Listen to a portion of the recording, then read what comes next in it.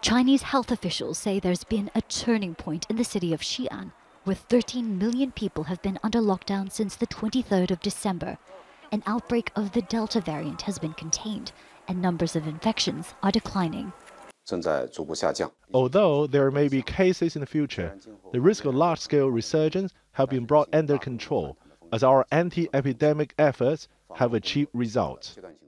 But these results, achieved by the strictest measures imposed since those in the city of Wuhan in 2020, have come at a cost.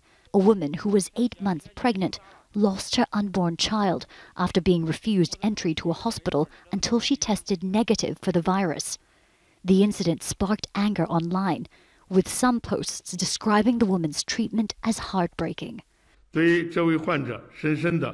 Here, on behalf of the Municipal Health Commission, I deeply apologize to this patient and deeply apologize for the poor access to medical treatment during the epidemic.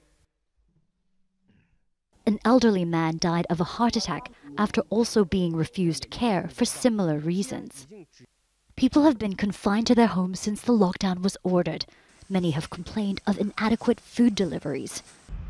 One man was beaten by pandemic prevention staff for trying to leave his apartment block to buy bread.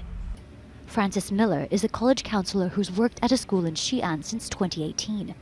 He says he and his girlfriend have enough food because they stocked up ahead of time, but some of his peers aren't so lucky.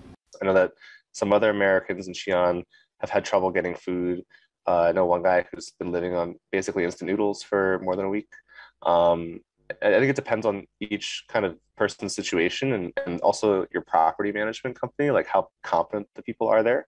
So especially like people who have larger families or who have difficult medical situations or stuff like that, it can be very difficult right now for people to get the things that they need, whether it's food or medicine or otherwise. Francis says many have been shocked by poor city management and the failure to learn lessons from the first outbreak in Wuhan.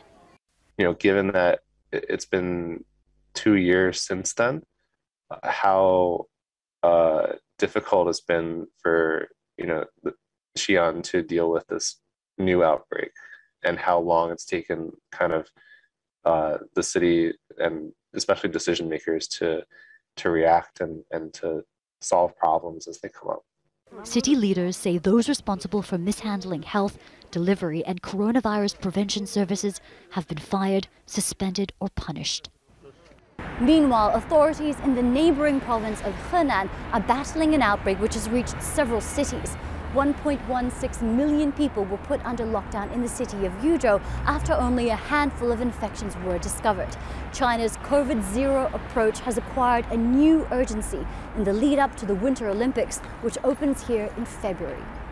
KATRINA, Al Jazeera, Beijing.